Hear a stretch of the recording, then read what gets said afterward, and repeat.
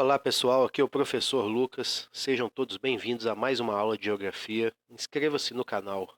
A sua inscrição é o que faz a diferença. Essa aula de hoje ela é referente à primeira parte do Plano de Estudo Tutorado Volume 2, o PET Volume 2 de Minas Gerais. E nessa primeira semana será trabalhada a questão do consumo e degradação ambiental. Sabemos que os processos de urbanização e industrialização têm causado diversos impactos ambientais no globo.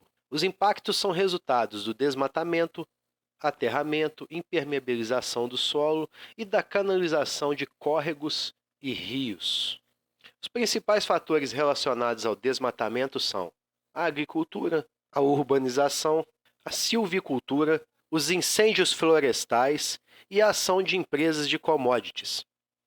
Commodities são produtos comercializados na bolsa de valores, como soja, café, minérios, entre outros produtos. Ao observar o mapa, percebemos que a agricultura, a silvicultura e a ação das empresas de commodities são responsáveis pelo desmatamento das maiores florestas tropicais e equatoriais no mundo.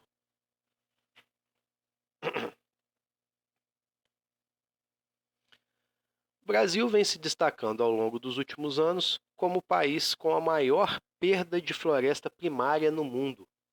Quando dizemos floresta primária, nos referimos a áreas florestais de cobertura vegetal original, ou áreas que ainda não haviam sido modificadas pelo ser humano. A floresta amazônica, por exemplo, tem um ciclo próprio de desmatamento. Ciclo este que tem efeito direto no regime das precipitações da região e do nosso país. Primeiramente, as madeireiras, muitas delas clandestinas, derrubam as árvores, comercializando-as e abrindo caminho para a introdução da agricultura.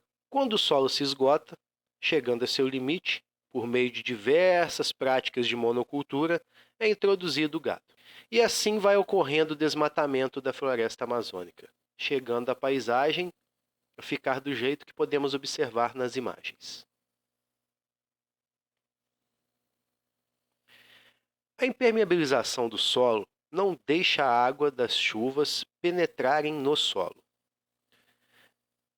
Em uma área onde ainda existe cobertura vegetal, a água das chuvas, ao se precipitarem, encontram as árvores, que servem para impedir que essa água venha do céu e entre em contato direto com o solo, reduzindo assim os efeitos erosivos. A presença de vegetação diminui a velocidade de escoamento da água, proporcionando maior infiltração da mesma no solo, reabastecendo assim os nossos lençóis freáticos.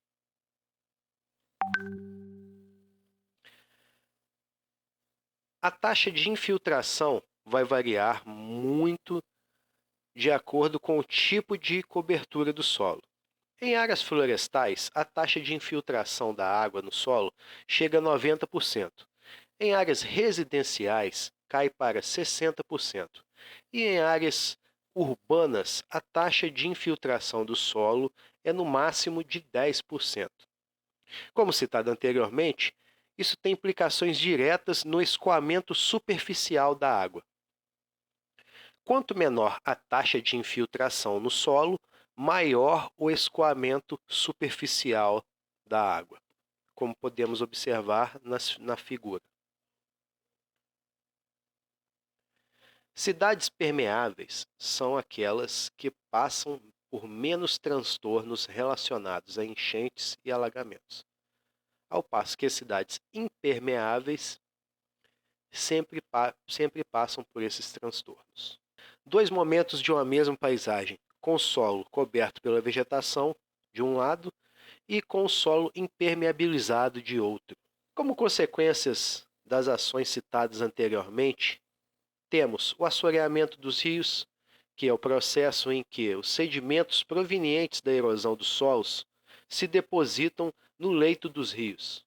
O desmatamento pode causar diversas mudanças no regime das chuvas, diminuindo em uns lugares e aumentando em outros. Como podemos observar no mapa, temos o impacto do desmatamento das principais florestas equatoriais no mundo e como elas fazem como o desmatamento delas poderá fazer distribuir o regime das chuvas. Por exemplo, o desmatamento da floresta amazônica causa menos chuvas na região sudeste. Então, pode tanto ocorrer aumento de chuva em alguns lugares, como pode também ocorrer a diminuição delas em outros lugares. As enchentes nas cidades, a população presente nessas cidades vem sofrendo com as enchentes que ano após ano fazem as pessoas perderem seus bens, muitas vezes perdem seus entes queridos, e a ocupação de áreas irregulares. Essas pessoas que ocupam essas áreas podem ser atingidas por deslizamentos, que são provocados também pela impermeabilização do solo, pelo desmatamento. E a preservação do meio ambiente é uma questão muito importante. Devemos tratar o esgoto para manter a saúde dos nossos mananciais em dia, preservar as matas ciliares para diminuir o processo de assoreamento, cuidar dos biomas, dos mangues e demais vegetações das florestas, para diminuir a erosão, evitar deslizamentos de barreiras e também dar a manutenção adequada à qualidade do ar.